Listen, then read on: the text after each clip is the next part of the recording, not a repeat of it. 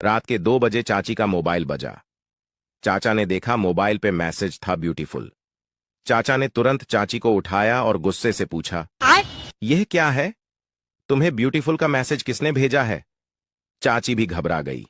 आखिरकार 50 की उम्र में उस पे कौन लाइन मार रहा है? चाची ने फोन देखा और चाचा को जोर का चमाट मारते हुए कहा, कम से कम रात को तो चश्मा लगा के रहो। वो ब्यूटीफुल नहीं बैटरी फुल का मैसेज है। ये सुन चाचा अभी शर्मा के साइड में खड़ा है। नहीं समझे तो दोबारा देख। दोस्तों, एक सेठ ने अपना कुआं एक आदमी को बेच दिया। अगले दिन जब वह आदमी उस कुएं से पानी लेने गया तो सेठ ने उसे पानी नहीं निकालने दिया। सेठ बोला, मैंने तुम्हें कुआं बेचा है, पानी नहीं, इसलिए तुम कुएं से पानी नहीं निकाल सकते। आदमी दुखी होकर सेठ के नाम मुकदमा कर दिया। कोर्ट में जब जज ने सेठ से पूछा, आपने उस आदमी को कुआं बेच दिया है, फिर आप उसे कुएं से पानी का उपयोग क्यों नहीं करने देते? सेठ बोला, साहब मैंने कुआं बेचा है, पानी नहीं, उसे कुएं से पानी निकालने का कोई अधिकार नहीं है। इतने में जज साहब मुस्कुराए और बोले, जब तुमने उस आदमी को कुआं बेच दिया है और तुम दावा करते हो कि पानी तुम्हारा है, तो तुम्हें इस आदमी के कुएं में अपना पानी रखने का कोई अधिकार नहीं है। या तो तुम अपना सारा पानी कुएं से निकाल लो या फिर अपना पानी उसके कुएं में रखने के लिए उसे किराया दो। सेठ समझ गया कि उसकी चाल फेल हो गई। चल लल्लू कहता कहाँ से कबूतर बोल लियो, ठीक है? ठीक है बुआ बुलवाऊ। कहाँ से कबूतर? बुआ ऊपर।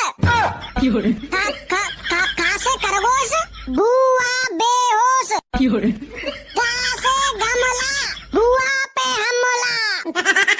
कहाँ से घड़ी? मम्मी से बुआ लड़ी। कहाँ से कुछ नहीं, फूफा की मूछ नहीं।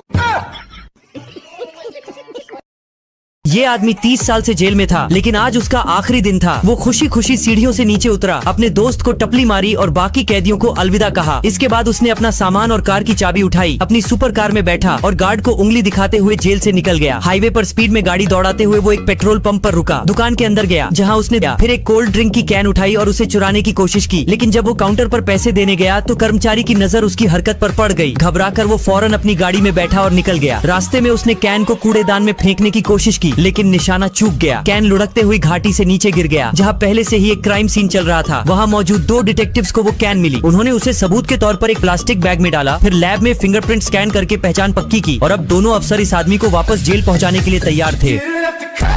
दोस्तों, ये लड़का कॉलेज में सफाई कर रहा था, लेकिन तभी इसकी नजरें ब्लैक बोर्ड पर लिखे एक मैथ के क्वेश्चन पर जाती है, जिसे आज तक कोई भी स्टूडेंट सॉल्व नहीं कर पाया था। ये लड़का उस क्वेश्चन को ध्यान से देख लेता है, फिर अपने घर जाकर उस क्वेश्चन को लिखकर सॉल्व करने की कोशिश करता है। फिर कॉलेज आकर उस क्वेश्चन को कुछ ही मिनटों में सॉल्व करके वहाँ से चला जाता है। उसके बाद कॉलेज के प्रिंसिपल वहाँ आकर उस क्वेश्चन को सॉल्व हुआ देख काफी हैरान हो जाते हैं और क्लासरूम में आकर पूछते हैं कि क्वेश्चन किसने सॉल्व किया, लेकिन कोई भी स्टूडेंट जवाब नहीं देता। इसलिए प्रिंसिपल पहले वाले से भी एक मुश्किल क्वेश्चन बोर्ड पर लिखवा देते हैं। अगले दिन ये लड़का उस क्वेश्चन को है और उसे भी कुछ ही मिनटों में सॉल्व कर देता है, लेकिन तभी वहाँ प्रिंसिपल आ जाते हैं और उन्हें लगता है कि ये लड़का क्वेश्चन को मिटा रहा है। इसीलिए प्रिंसिपल उस लड़के को डांट कर वहाँ से जाने के लिए कहते हैं। फिर प्रिंसिपल उस क्वेश्चन को सॉल्व हुआ देखते हैं तो उन्हें अपनी आंखों पर विश्वास नहीं हो रहा था कि एक साफ सफाई करने वाला लड़का इतना